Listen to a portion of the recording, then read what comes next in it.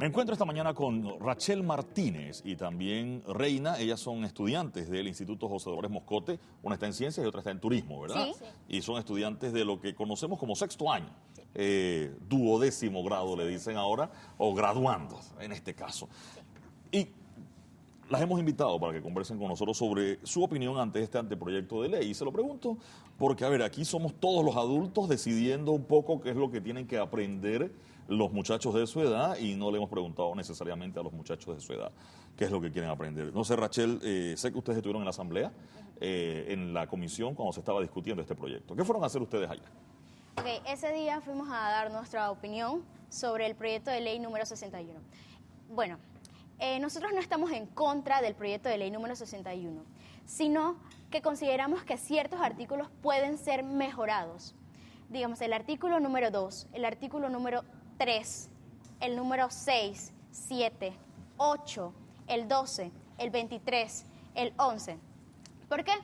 Nosotros consideramos que si una educación, que la educación sexual debe ser verdaderamente íntegra. Y en el artículo número 3 mencionan, en el punto 3, que la educación integral favorece que niños y niñas, jóvenes y adolescentes adquieran los conocimientos y habilidades para tomar decisiones responsables e informadas sobre sus relaciones sociales. Y esto contribuye a que se retrase el inicio de las relaciones sexuales, se reduzca la frecuencia de actividad sexual sin protección. ¿Esto qué quiere decir? Que tenga relaciones sexuales pero con protección. Dice que se disminuye el número de parejas sexuales, o sea, que tengan parejas sexuales pero que menos. Y también dice que se aumente el uso de métodos de protección contra el embarazo no deseado y las infecciones de transmisión sexual. ¿Dónde mencionaron los valores, los principios, el proyecto de vida? Y entonces en el artículo 2 nos dicen, la presente ley debe ser aplicada en el ámbito nacional en todos los establecimientos, en todos los centros educativos, desde básica, premedia, media, en las universidades. Entonces, en el artículo 8 nos dice que esta educación integral en sexualidad será obligatoria. Obligatoria en todos los centros educativos. ¿Cómo es posible? Entonces, nosotros como jóvenes pensamos y opinamos de que sí, la educación debe ser integral, pero también debe ser basada en valores, en principios. Y se puede aplicar una política pública obligatoria en donde se involucren a los padres de familia más en la vida de los estudiantes. Y si es una familia disfuncional, entonces que se busque, si es necesario, que al momento de inscribir a un estudiante o matricularlo en un centro educativo, al que tenga la patria potestad, al acudiente, al padre, se le capacite sobre educación sexual que se haga. ¿Por qué? Porque que sean ellos los que decidan de qué forma nos van a enseñar educación sexual, que sea ese el primer punto. Y también que se implementen proyectos, programas en los centros educativos que complementen la educación que vamos a recibir de nuestros padres o tutores. ¿Es necesaria, a su juicio, esta ley o que se imparta educación sexual en las escuelas? A ver, cambio un poquito. Reina, ustedes están en sexto año. Yo debo entender, y no quiero que esto se interprete como una invasión en la intimidad o privacidad de ustedes, pero, a ver, ustedes saben cómo vienen los bebés al mundo. Sí. Cómo se hace, dónde se hace, o sea, ustedes saben eso en este momento. ¿Quién se los enseñó? Ok, recordemos que la primera educación inicia con los padres. Si vemos, como decía mi compañera Rachel, si vemos de que nuestros padres no nos dan la educación, se debe buscar al Estado para que nos orienten. Pero antes de eso, debemos saber qué proyectos nos van a implementar y cómo va a transcurrir ese proyecto. Asimismo, que se nos eduque en valores, en principio, ya que cada padre de familia quiere que su hijo tenga una educación saludable, gratificante para su futuro. Sí, Rachel, y reitero la misma pregunta, es decir, ustedes ya saben exactamente cómo es el asunto, digámoslo así. Entonces, una vez entendido eso, ¿qué es lo que se persigue? Porque entendía, o me dicen algunas voces, que es, bueno, no es enseñarles a tener relaciones sexuales, sino que entiendan las consecuencias de tener relaciones sexuales. Creo que por allí más o menos es la explicación que han dicho algunos sobre este proyecto de ley. Existe una gran problemática en el país. Las jóvenes están teniendo relaciones sexuales, sí, van a fiestas, van a las mencionadas bacanales, tienen relaciones porque sí, porque buscan afectividad, etcétera. Pero si solamente en las escuelas se nos hablan de los métodos anticonceptivos, Eso quiere decir, ok, tú puedes utilizar, digamos, un condón. Sí, utilízalo.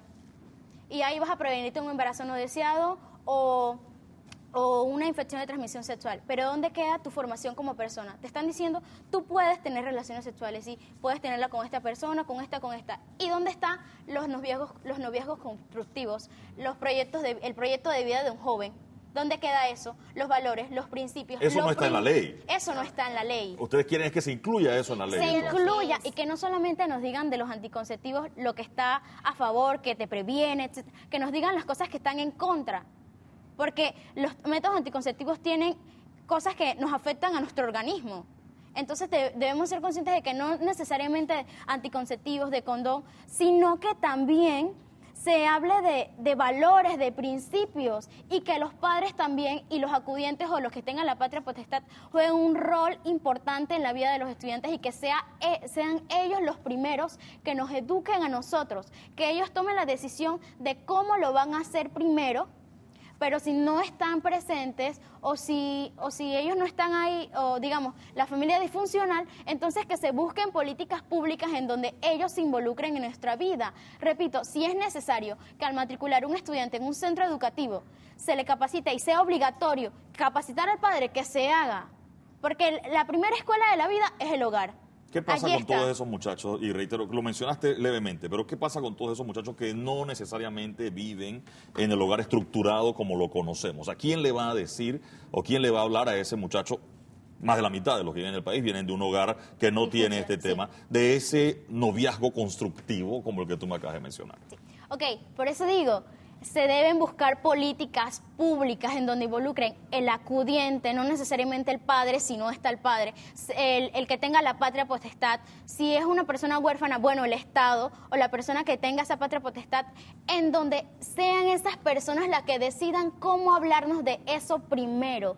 Y después que con un complemento, con proyectos o programas en los centros educativos, también se nos hable de educación sexual, pero ya nosotros tenemos un concepto o un principio hablado por nuestro acudiente, nuestro tutor y esa persona que está representándonos siempre en la escuela. En este momento, ahora mismo, ¿qué les dan a ustedes de educación sexual? ¿Hay algún componente de educación sexual o solo lo que aprendieron en la clase de ciencias o de biología? Solo lo que hemos aprendido en la clase de ciencia y biología. ¿No ha habido una clase que se llame como educación sexual como No. tal?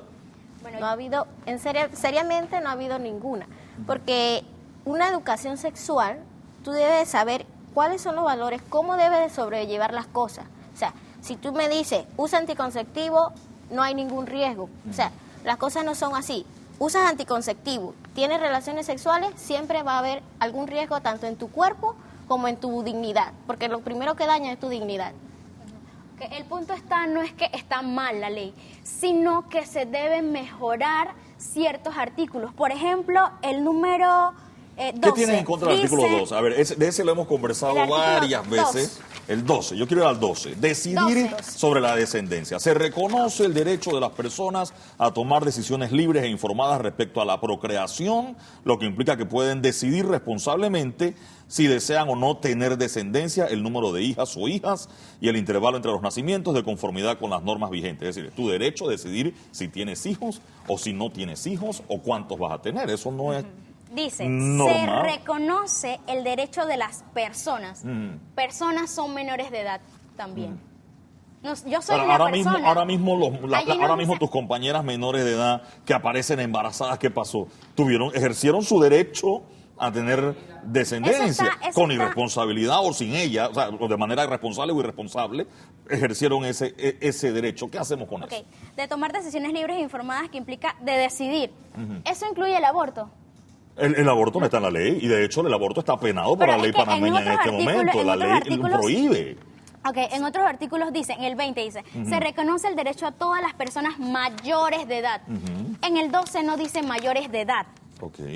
Porque un estudiante puede ir, yo me acojo al artículo número 12 de la ley número 61, en donde... decidir sobre mi descendencia. Dice de las personas. Ahí no dice como el 20, dice el derecho a todas las personas mayores de edad, a diferencia. Ok. Allí está el punto.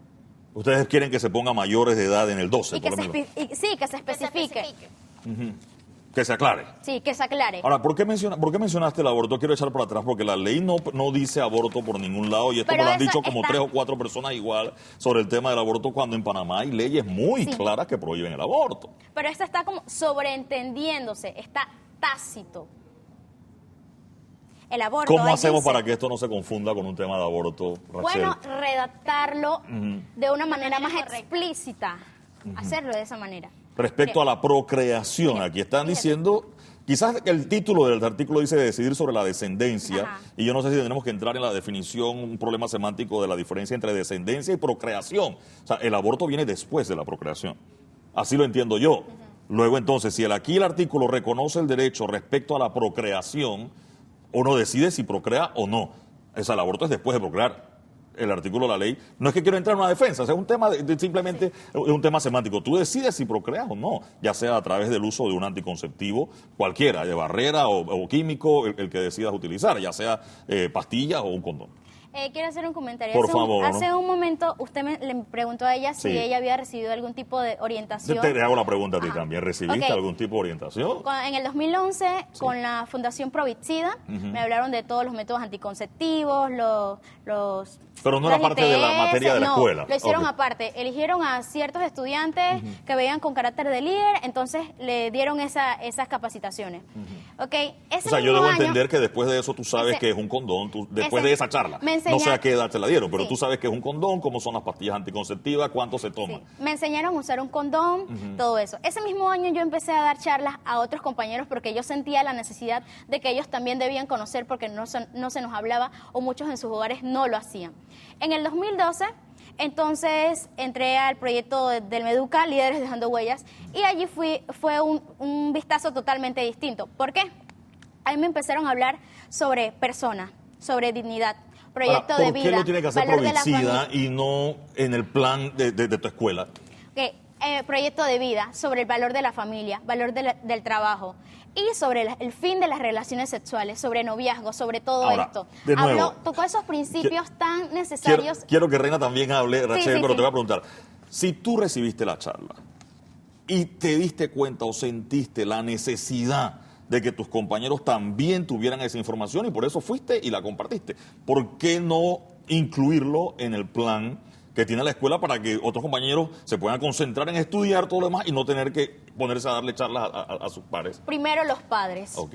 luego que se busquen políticas públicas en donde sí se involucren proyectos y programas similares como Líderes Dejando Huellas, porque ahí yo sí sentí, a diferencia de Provicida, que yo recibí una formación como ser humano, como persona, integral.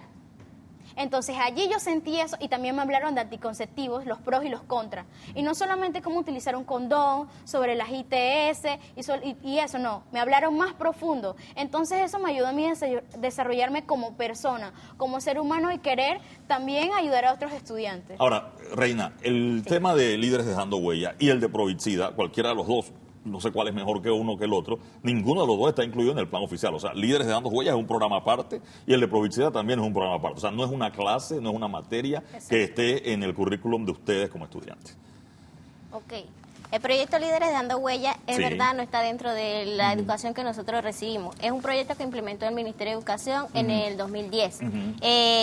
El proyecto Líderes Dejando Huella lo que busca es formar a las estudiantes a ser capaces de manejarse de una manera correcta, de reducir también lo que es los embarazos precoces. Es verdad, el proyecto Líderes Dejando Huella no se creó para eliminar los embarazos, porque eso nunca va a ser cierto. Siempre van a haber embarazos en adolescentes. Ok. Se me acaba el tiempo, Reina, Rachel, de verdad que bueno que nos hayan acompañado. ¿Cuántas muchachas hay en su salón ahora mismo embarazadas? En mi salón, ajá. Sí.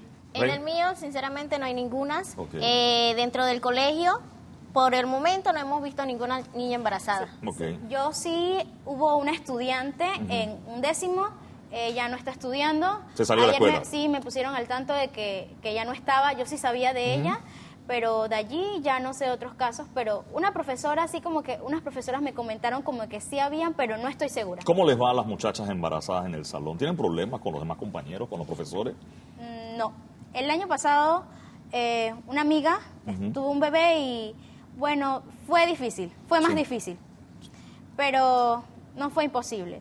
También otra muchacha, ella sí se tuvo que salir de la escuela Sí, se tuvo una amiga. ¿Por qué salió de la escuela? Eso fue cuando estaba en cuarto año porque no tenía recursos, quizás, Ok. porque no le daba tiempo, tenía muchas ocupaciones, problemas económicos y un sinnúmero de problemas más que ella tenía. Que se fueron sumando. Sí. Quiero darle gracias a ustedes por acompañarnos esta mañana a compartir su modo de pensar. No dejen de ir a la asamblea y a la subcomisión para concluir. para que su punto de vista se escuche. Reina, ¿querías decir algo más? Para concluir, en sí lo que queremos en este proyecto es que se integre lo que son los valores, la dignidad, el pudor, que se integre la familia principalmente, porque es de allí donde parte la educación.